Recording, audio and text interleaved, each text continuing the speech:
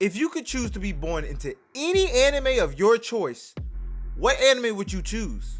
Whatever your answer was, I just hope it sure as hell wasn't Naruto. Because out of all the problems that Naruto has, there's one in particular that would fuck you over no matter how lucky you are. You see, if you're not Naruto or Sasuke, you're either trash or you're getting shafted. It's almost like Kishimoto didn't know how to properly handle his side characters. Interesting. But instead of just telling you what I mean by you're getting shafted either way, let me just show you what happens even when you get top tier 10 out of 10 luck and are born in Naruto, but you're not Naruto or Sasuke. In no particular order, I'm going to show you Minato, Itachi, an honorable mention, and Madara. For those of you who already know, you can see where I'm going with this.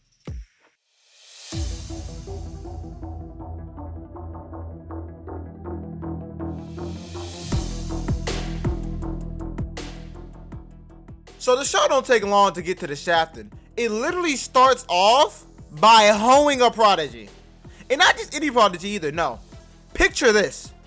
You're the 4th Hokage, the leader of this world's strongest nation / village, right? You're like the youngest Hokage ever because you're that much of a prodigy. Every nation fears you, not your nation, but you as an individual have a flee on sight order. But unfortunately for you, you're the father to the nigga the show is named after. Oh, I'm hurt. So you know in anime, you about to get hoed anyway. You're the father. You're done for. GG's, wrap it up.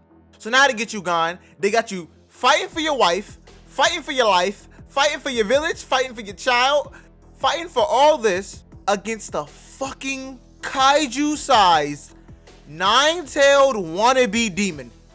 Cause let's be honest, bro, he not no demon for that nigga. He not a real stepper. Kurama is, he's a glorified puppy, okay? He's just huge and strong, while also having to deal with a one-eyed simp who has the Mangekyo Sharingan. And I can sit here and rant about Obito all day and how much I don't like him as a character, but for the purposes of the video, that's not the focus. The point is, in your first encounter, you mollywop the hell out of Obito because you have that much battle IQ and you're simply that good. With a jutsu that's considered damn near impossible to learn, you mastered it and then perfected it and created your own jutsu, which became an A-rank jutsu that wasn't even complete yet, and you're only in your 20s, by the way. So because of this catastrophe, you end up having to sacrifice yourself for the sake of your son in the village, right? Your wife still dies because why not, right? Can't let this nigga have a happy fucking start. With all this to your name, being the village's greatest prodigy, being the nigga who single-handedly ended the 3rd Great Ninja War by defeating 1,000 Iowa shinobi, and you also embarrassed the Raikage by diffing him at the one thing he's supposed to be the best at, which is speed. You straight blitzed him and his brother? That's damn near like how in the Flash TV show, he claims to be the fastest man alive every single episode, and yet every time he runs into another speedster, he always gets mollywopped. You're so good, you gained the moniker of the Yellow Flash of the Leaf. At this point, Minato got a resume like he's trying to speed run the game of life. He needs to 100% the game. And even with all this, he still gets smoked in the first episode. Before the start of the series, really. He is the start. Now, he does come back to life later on in the war arc, but trust me, that makes this no better. If anything, it just shows how much potential he had if he would have still been alive. Because think about it like this. Instead of coming back in the war arc, if he was still alive, he was only like 24 or something. If he got to fully master and finish his jutsu of the Rasengan, he was supposed to be a master of the Sage Arts, which he didn't get to use in a fight because he couldn't sit still for that long, right? If he had time to finish growing to his max potential, oh my gosh, the series couldn't handle it. They had to get rid of him. Had to get him up out of there. What? You're still not convinced? The literal 4th nigga on the mountain wasn't proof enough for you? Okay, that's cool. I got a couple others to show you. But before we get there, one other thing you might notice, there's another problem in Naruto. All the heavy hitters come from the Leaf Village. Like, there's some characters that you might be able to name off from other villages, but none of them are going to be as heavy hitters as the niggas from the Leaf Village. All right, like... For some reason, the Leaf Village has every strong character. There's no one else, Itachi. So will you accept this mission or not? The clan. You overestimate your own... Man, I'm really like that. Like, I killed my whole clan dolo.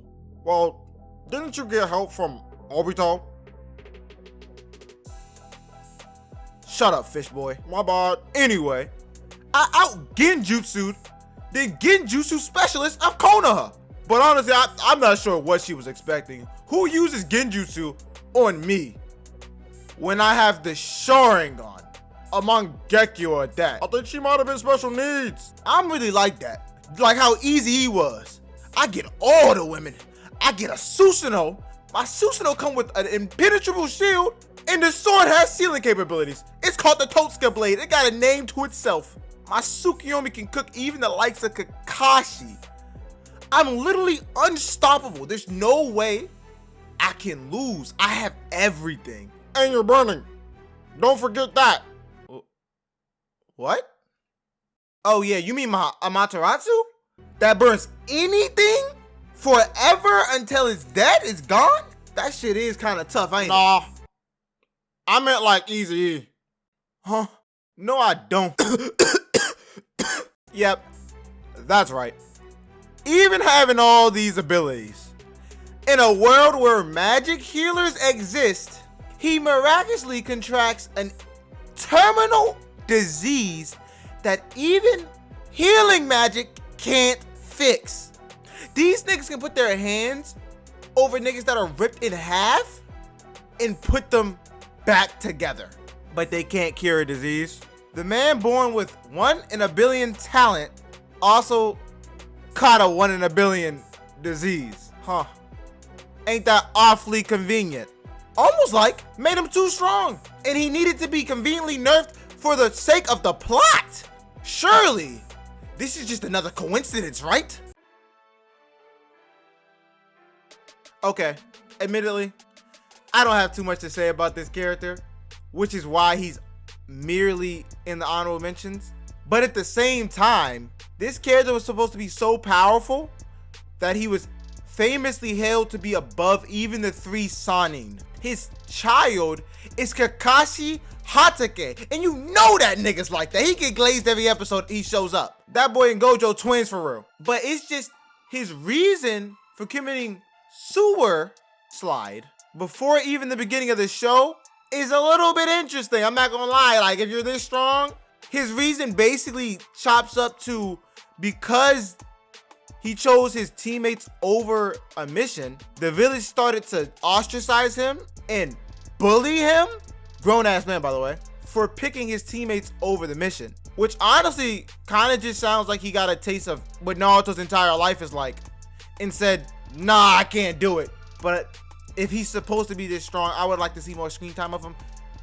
I just don't think they could have handled a character this strong in the show and had things progress the same way.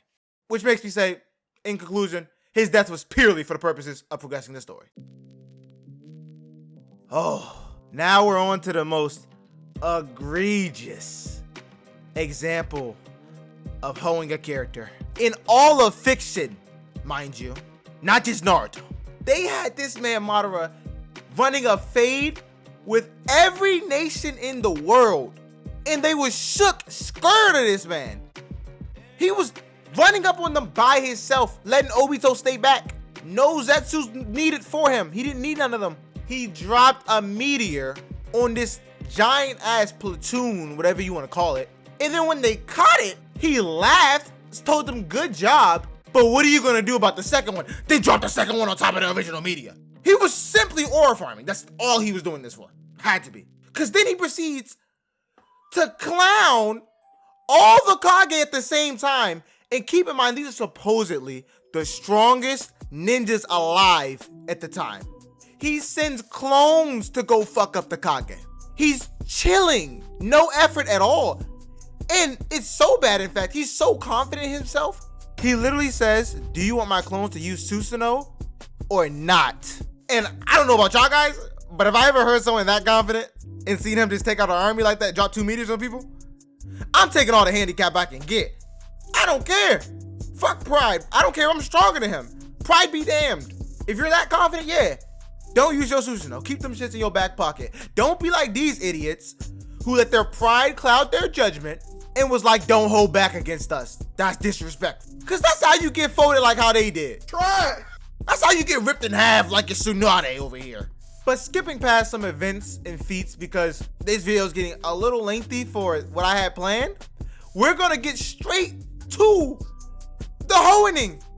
Because everybody knows Madara. Y'all already know this body. Y'all already know this thing is like that. This thing is so like that, in fact, he won. That's right. The villain won. He was so strong and intelligent, he actually managed to complete his plans and win. He killed both the main characters, got the 10 tails, is basically immortal, and by all means he won. But the show can't end like that. No. The plot must continue. So Naruto and Sasuke both come back as reincarnations of Ninja Jesus. That's right, you heard me. But to make it worse, even with this power boost they got, they're still nowhere near strong enough to beat Madara. He's quite literally too broken at this point to lose. So broken, in fact, Kishimoto had to create a new random character who's an alien, by the way, a planet destroying / conquering whatever alien named Kaguya. Oh! Ew! Dude! What the fuck? Like this is Dragon Ball Z or some shit. Where the hell are aliens coming from? And then to make it worse, he had to give this alien a specific weakness to the sealing symbols on Naruto and Sasuke's hands that they got from their reincarnation. All that just to write Madara out the story. Madara was literally too powerful for the author to handle. So he had to come up with some bullshit to write him out the story.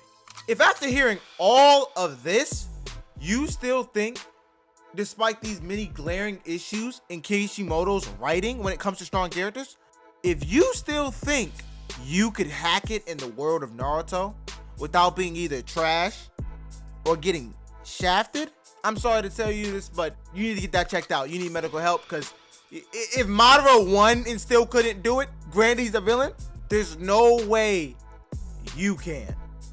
I'm sorry. Even if you're born and I gave you the most powerful Kekkei Genkai, you're a 1 in a billion prodigy, you're born in the leaf, you're broken beyond belief, and you're one of the most intelligent characters in the show, it will all mean absolutely nothing in the face of pure plot. If you like this video though, make sure to leave a like, comment, share, subscribe, and hype the video if you can. I would really appreciate it. Please give me any other topics or anime y'all want me to cover. Like if y'all want me to cover a specific character, I'll do that too. I love all you guys, and class is out.